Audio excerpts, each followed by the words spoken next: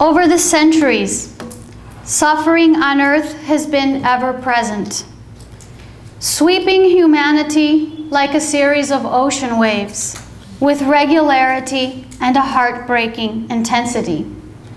To the eternal question of why sorrow, Leon Deni affirms that at its foundation, sorrow is only a law of education and equilibrium. In his book, Life and Destiny, this ardent apostle of the Spirit's teachings explains, "The history of the world," he says, "is but the story of the coronation of the soul by sorrow. Without it, virtue could not be complete or glory imperishable.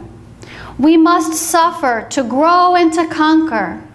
Acts of sacrifice increase spiritual radiations. There is a luminous train which follows the spirits of heroes and martyrs in space. Those who have not suffered cannot comprehend these things, for they see only the surface of life. Their feelings have not been amplified, and their thoughts embrace only narrow horizons. By the will we can vanquish sorrow," he says, "or at least turn it to our profit, making it an instrument of elevation." So this morning, we are going to talk about how suffering serves this very purpose, as an element of change, an impetus of progress that illuminates our course, guiding us on a pathway of knowledge and love. Difficult trials don't always indicate a previous misdeed, but in our stage of evolution, they often do. And this morning, I'm going to focus on that aspect of suffering. James Doty, founder of the Stanford University Center for Compassion and Altruism Research and Education, recently authored an interesting article about the latest scientific studies to correlate compassion with our well-being, explaining why he believes that our poverty in the West is not that of the wallet, but that of social connectedness, leading to loneliness, stress, even illness, in effect, suffering. But that we have evolved very specific social mechanisms, he says, to relieve that pain: altruism and compassion.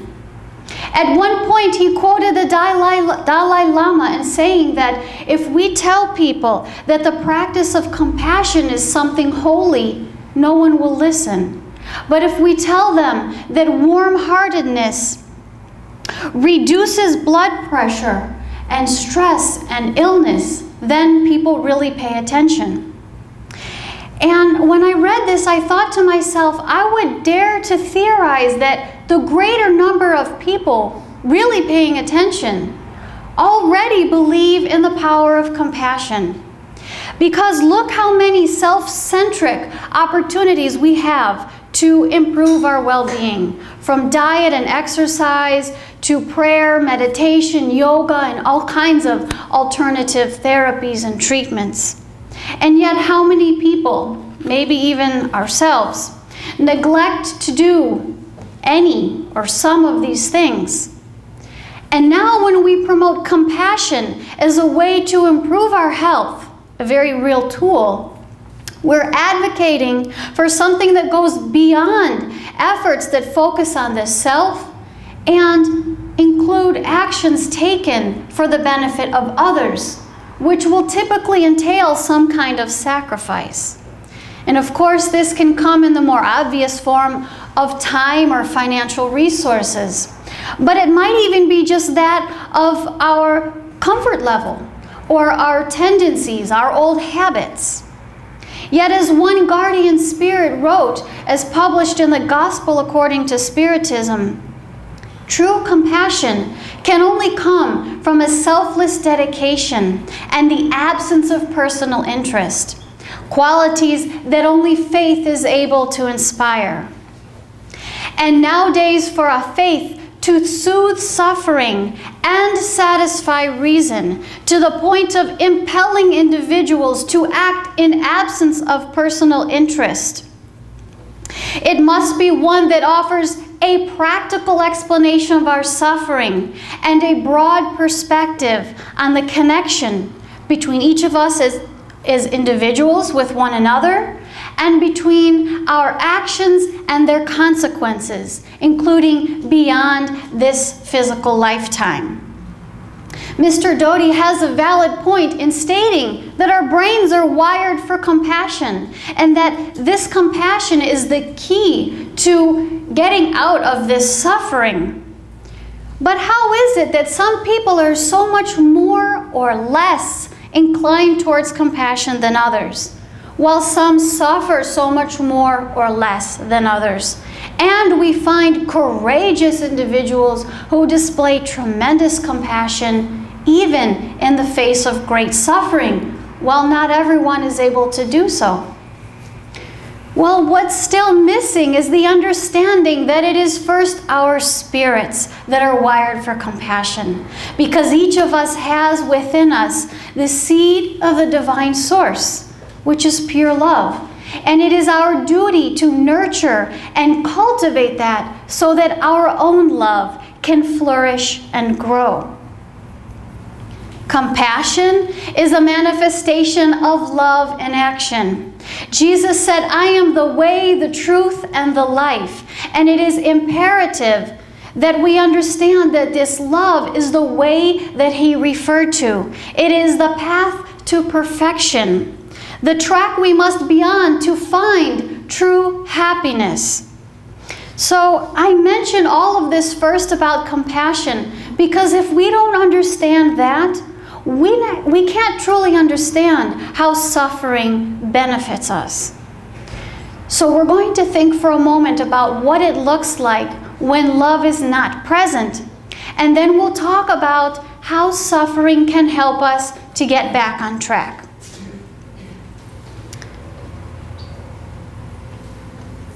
At times, we confuse something else with love. In relationships, this may take the form of a fleeting passion, a lust, or an emotional dependency that we act upon against better judgment, only to wind up later feeling disillusioned, disconnected, even hurt. As parents, we may want to indulge all the wants and whims of our children, but only hurt them in the long run and neglect our own duties to educate and discipline. Other times, we may be too focused on ourselves to consider the thoughts, the feelings, and the needs of others.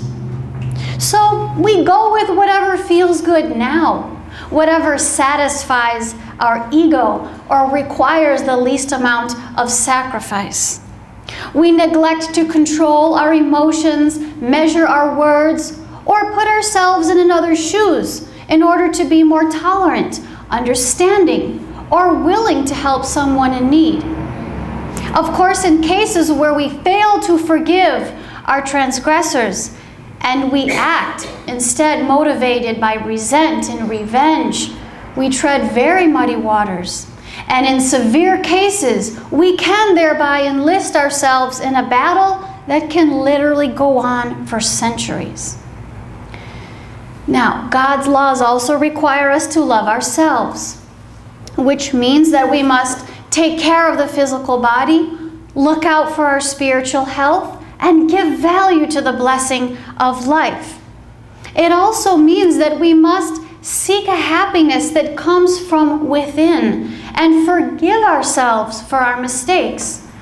But when we don't make these kinds of efforts, and instead we take actions to the contrary, then love for ourselves is absent.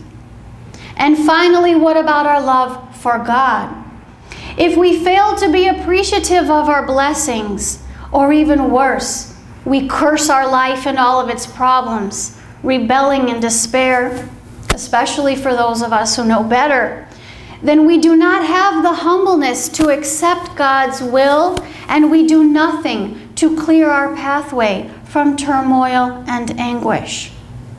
Whenever the disharmony created by these circumstances is not or cannot be fully resolved before divine law in the present life, then opportunities to do so will later surface in a subsequent lifetime through the blessing of reincarnation.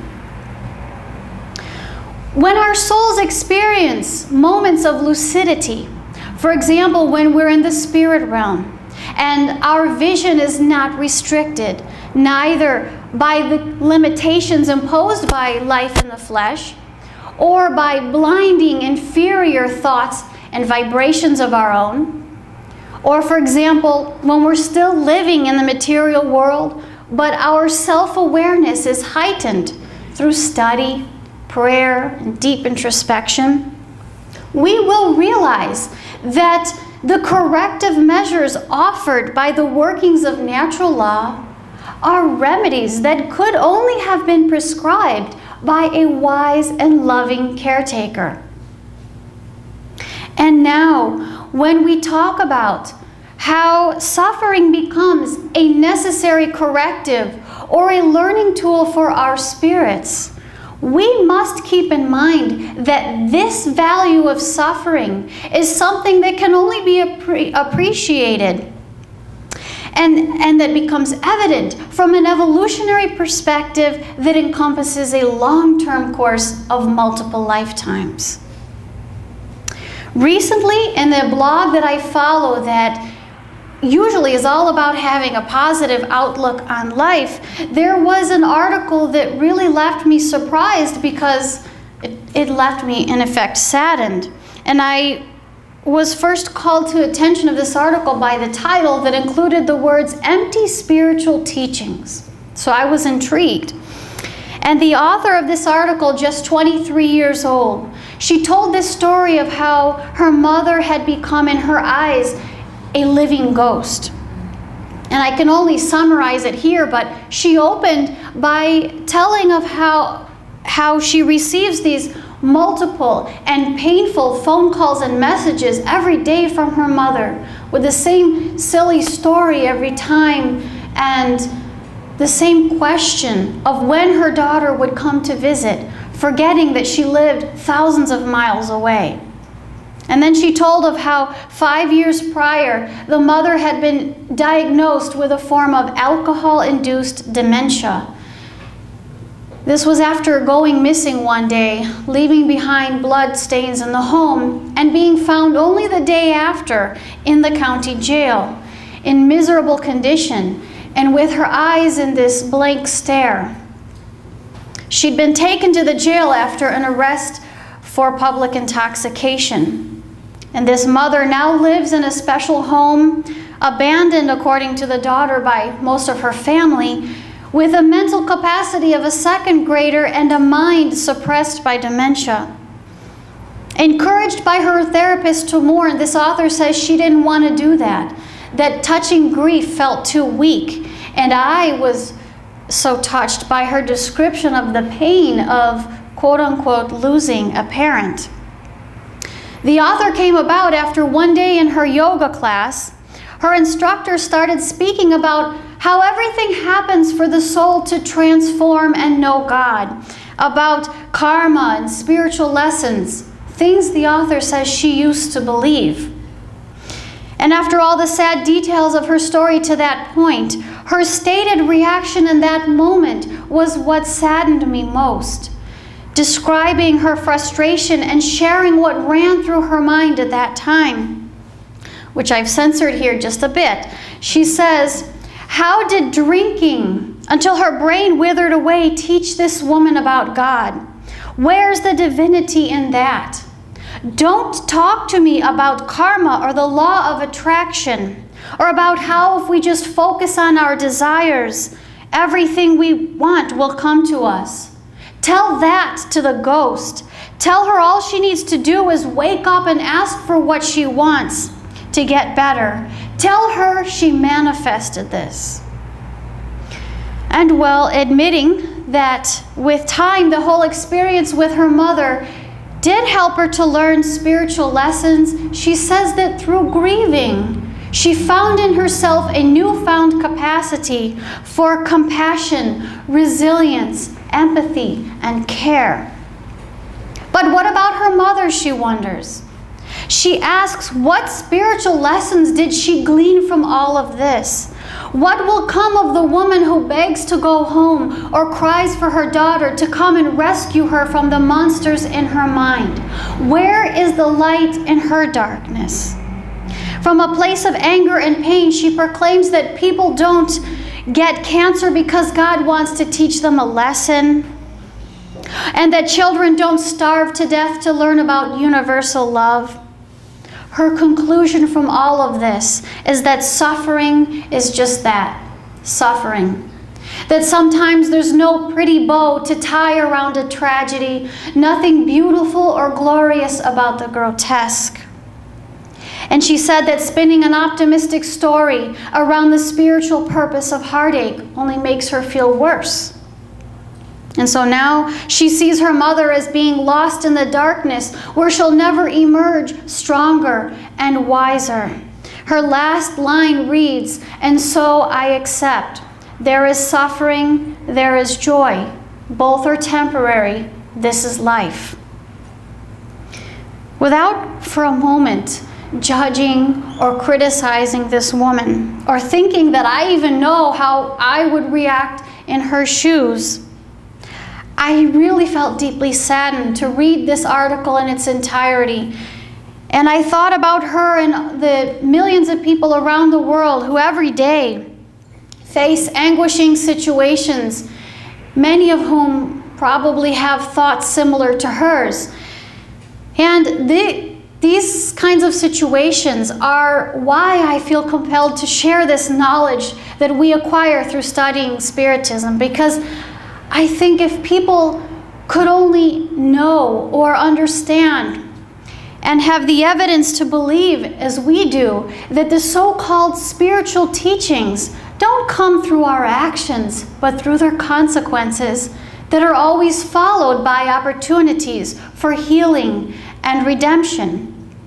And if only they knew about the spirit world and what really goes on there, or that time's not up when this life is over, that the window of opportunity for all of this healing to happen, or even for us to live every dream we've ever had, is not limited to this single material life, but stays open for all of eternity. And that no matter how badly we fall at any point in our journey, God is watching at all times, and He will always ensure that we get back on our feet. Likewise, no matter how distant we feel from a loved one, or any individual for that matter, no matter the reason for the separation, there will always come a time that we become reunited through lasting ties of love and fraternity.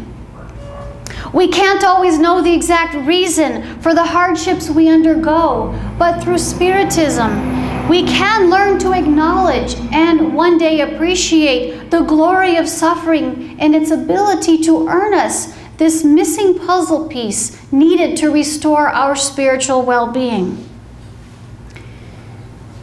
They say that a picture can speak 1,000 words, and oftentimes words can create powerful images, which I feel is the case with the writer, speaker, and 19th century French apostle of Spiritism, Leon Deni, who is, in my opinion, a true artist that paints with his words onto the canvas of a reader's heart.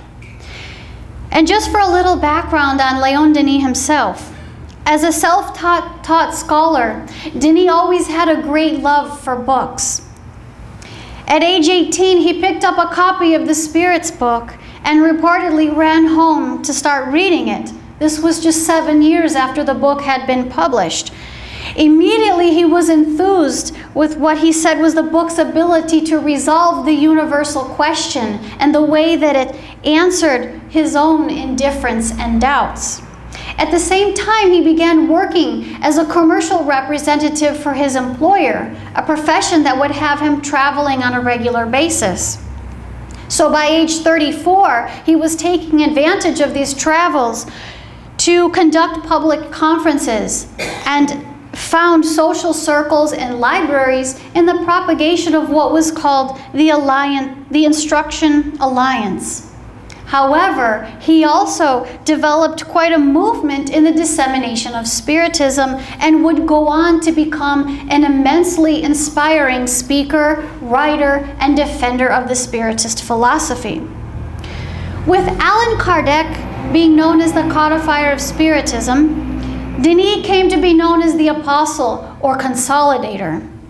Yet, Spiritist author Herculano Pires wrote about Denis, saying that his role was not merely to become a substitute for Kardec or continue his work as is generally thought. Denis had a mission, he says, nearly as grandiose as that of the codifier. It was up to Denis to develop doctrinal studies, to continue the mediumistic research, to promote the Spiritist movement in France and around the world, to deepen the moral aspect of the doctrine, and above all, to consolidate it in the first decades of the century. Leon Deni was no stranger to hard work, suffering, or obstacles in his life. Just to share a few of the publicly known examples. Starting in early childhood, he had to support his humble family with arduous chores and manual labor. But when he got a chance for free time, he didn't go out and play like most boys. Instead, he enjoyed reading books, and usually ones of a serious nature. His family's financial situation did not allow him to continue formal studies beyond those he completed at age 12. Yet he continued to study on his own, going on to earn himself a good profession and a reputation as a great writer and speaker. From an early age, Denis suffered with problems of eyesight, which only became worse as time went on. And later in life, he became nearly blind. And this was still at a time when he wanted to share Spiritism with such vigor. So he continued to work through secretaries, but editing revisions of his work always became difficult. So by his 70s, this man was learning Braille, which became a tool for him to get his ideas on paper. Over the years of his adult life, Denis experienced the passing of his parents and other loved ones, sicknesses aside from the problems of his eyesight, the profound grief of seeing the majority of his friends head off to war during World War I, and the great number of battles that he himself so courageously took on, battles of a different kind, given the vigorous opposition from the many who made every attempt to ridicule and damage the Spiritist philosophy. It is said that throughout any of these periods of his own difficulty, Denis was never known to complain or get upset. That instead, to the contrary, he was calm, resigned, but always perseverant. In this book of his Life and Destiny, this very man wrote these own words testifying to his experience. He says, "Permit me to make an avowal. Every time that the angel of sorrow has touched me with his wings, I have felt new and unknown powers awaken in me. I have heard inner voices chanting the eternal canticle of life and light. And now I bless suffering. It has fashioned my soul. It has procured for me a sure judgment and a more certain appreciation of higher eternal truths." He says, "My life has been more than once shaken by misfortune, as an oak tree by the tempest. But there has never been a test which has not taught me to know myself better or to gain in self-control. And now comes old age. The end of my work approaches. After 50 years of hard work, meditation, and experience, it is sweet to me to affirm to all those who suffer, to the afflicted ones of the earth, that there is no pain without compensation, no labor without profit. We all march through the vicissitudes and tears toward a glorious goal fixed by God, and we have at our side a sure guide, an invisible counselor to sustain and control us.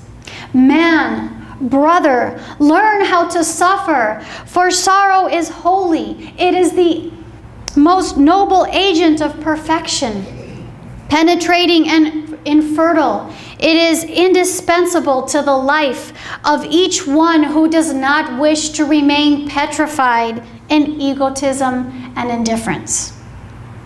After this small glimpse into his writing, perhaps you could understand why, in preparing this talk, I really wanted to just read all of his own beautiful words to you. But I can't. So I strongly encourage you to download this book for free and read it on your own. And meanwhile, I'd like to share some excerpts and some illustrations, a couple main illustrations of his on how suffering serves to benefit us from a long-term view. In some cases, suffering becomes an instrument of elevation in the sense that it awakens sleeping senses and frees imprisoned virtues. It's difficult, Deni says, to make man understand that suffering is good. Because most times, if we had our own way, we'd always choose the easy life, free from annoyances and troubles. But in this way, our progress would simply stagnate, and our souls would never achieve the richness and the beauty that they are capable of. We tend to be so focused on ourselves that we don't allow our consciousness to soar to new heights. So interestingly, Deni writes, to break this circle and to give freedom to the imprisoned virtues, sorrow is necessary. Misfortunes and trials stir in us the sources of an unknown life, a more profound life. Sadness and suffering cause us to see and to hear 1,000 delicate and powerful things. In another passage, he says that the soul never sings better than when in sorrow, which is true. Because if we consider all the great artists of all kinds and all times, we find that they pour their emotion into their work, and we often learn of how their inspiration came from some kind of pain that they've carried deep inside. And consequently, their work helps us to see that we're not alone in our sorrows. And what are these imprisoned virtues that suffering helps to set free? Well, for example, it's not uncommon to find people who, once they've lived through some very difficult experience, to say that they found within themselves a suffering that even they didn't know that they had. Or how about when life puts us into some really arduous circumstances for which this life seems to offer no explanation? Though as Spiritists, we know that our actions in the past could have made them a necessary means of purification. And the development or release of these imprisoned virtues becomes our only way of enduring such circumstances without further aggravating our condition. Whether those virtues be humbleness, patience, tolerance, forgiveness, sacrifice, gratitude, you name it. What about the awakening of our sleeping senses? The other day, a co-worker of mine told me about how he'd been recently diagnosed with cancer. And he said to me that just that diagnosis alone changed his life or the way he saw it. That now from the simple smell of cut grass to the love of his family, he takes not a single thing for granted. So indeed, new perspectives come from adversities that help us to learn from our mistakes of the past, but sometimes they awaken a sense of connectedness and reveal a sense of a virtue of compassion toward others who also struggle. How often we find individuals inspired by their own pain to either comfort, inspire, or protect others.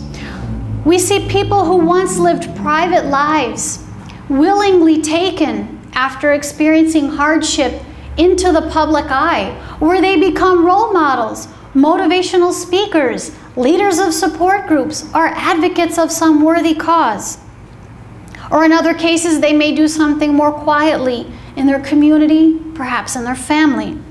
In any case, Deni says, when pain touches the depths of the being, it brings forth eloquent and powerful appeals that move the world. And he reminds us that throughout time, all the great men and women that history esteems so greatly have suffered.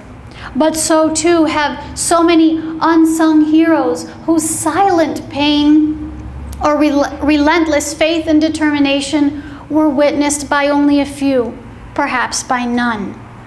Wisely, Deni comments, suppress sorrow, and you suppress at the same time that which is most worthy of the admiration of the world. That is to say, the courage which supports it. These souls have taught us, he says, that it is by duty and by suffering born worthily that we blaze the trail to heaven. In fact, a meaningful visual in itself. A second powerful image that Deni presents is that of the sculptor, whereby the blows that we bear through suffering serve to polish and purify our souls in such a way that we leave behind old habits to let new and better ones shine through. In demonstration of how we must effectuate this process of inner transformation, he quoted Michelangelo, who he says adopted as a rule of his life the following principle: enter into yourself and do as the sculptor does with that which he seeks to make beautiful. Chisel off that which is superfluous, make clear that which is obscure, let light in from everywhere, and never cease chiseling your own statue. So as long as we keep making the necessary efforts to act with love, and we make choices in harmony with the eternal law, we will bring about these changes. But we all know that it can be difficult. And Deni, in two different passages, elaborates on this analogy of sculpture, acknowledging the difficulty that can be this challenge, and revealing how the law of progress will always ensure our eventual success. So for example, he writes, how often the artisan is discouraged, how often he drops his chisel in despair. It is then that God sends him an aid, sorrow. Sorrow goes into the depths of the consciousness where the toiler himself could not penetrate, remodels the contours, and eliminates or destroys that which is useless or bad. And from the cold marble without form or beauty, from the ugly or coarse statue that our hands have hardly outlined, sorrow brings forth in time an incomparable masterpiece, the harmonic form of the divine psyche. And later he adds that when man has not the energy, the knowledge, or the will to bring forth the ideal statue, then comes sorrow. It takes the hammer and the chisel, and little by little, with strokes violent or persistent, the living statue is designed with supple contours and gleaming beauty. Under the broken quartz, the glowing emerald shines. In the Gospel according to Spiritism, Kardec and the spirits bring us valuable lessons about how to tolerate our suffering in such a way that it can serve its noble purpose. And here, again within the context of sculpture, Deni comments on how our first reactions to suffering are typically that of revolt, but that from new heights afforded by the preciseness of suffering, our souls will one day recall with tender joy our past trials and tribulations. He explains, If in the hours of trial we know how to watch the mysterious action of sorrow within ourselves, we would better comprehend its sublime work of education and perfection. Sorrow, he says, always strikes our most sensitive point. The hand which directs the chisel is of an incomparable artist. It never wearies until all the angles of our character are rounded and polished. And to that end, it returns to its work as often as necessary, under the repeated strokes of the hammer. Conceit, egotism, apathy, indifference, anger, and cruelty all must fall, one by one. Sometimes we learn to drop these vices by experiencing what it's like to be on the other side of the fence, an example of one kind of opportunity reincarnation provides. In such cases, we may learn, for example, by experiencing humiliation under the hammer of someone else's pitiful pride and cruelty, to value the importance of humbleness and respect for others.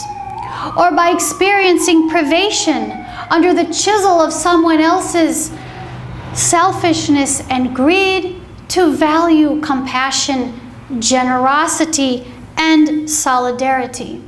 Or by the pain or the blow of an incarnation cut short, to value the gift and the blessing of life itself. Of course, the examples could go on. But along these same lines of inner reform and the aid of sorrow that Denise says will step in when God sees we need a little help, there's something else that happens through suffering. And it happens in those moments where we need to make a change in who we're being or what we're doing, or when it's time to move on from some particular circumstances. And we come to realize that the pain of enduring more of the same by not changing has become greater than that of actually making the change. But without that suffering, we could keep acting in backward or somehow less than perfect ways, or we could simply fail to progress to bigger and better things that this immortal, eternal life has in store for us. So you see, when love is not present and we behave in ways or act upon impulses and inclinations that put us in debt with the law and with one another, the suffering that results is nothing but a temporary school or hospital that educates and heals. It is an agent of change designed to retrieve us from the deviated course we've initiated and bring us back toward the straight and narrow. In conclusion of this brief reflection on why suffering sometimes becomes necessary, but in doing so becomes the means to sublime ends, I'd like to conclude with a few additional words from our friend Leon Deni. He tells us, "We must know mourning and tears, ingratitude and treason, the deception of friends and the anguish of disillusionment. We must see cherished forms descend into the tomb, youth depart, and old age come with its bitter sorrows. Man must suffer as the fruit of the vine is pressed so that its exquisite liquid may be extracted. If we are separated from those we love, it is to make us find more vivid joy in the reunion. If he permits us to suffer disappointments, sorrows, sickness, and reverses, it is in order to oblige us to detach our regard from earth and to elevate them to him, to seek higher joys than that which we can find in this world. The universe is justice and love. And in the spiral of infinite ascension, the divine alchemist changes our sufferings into waves of light and sheaves of felicity." Thank you very much.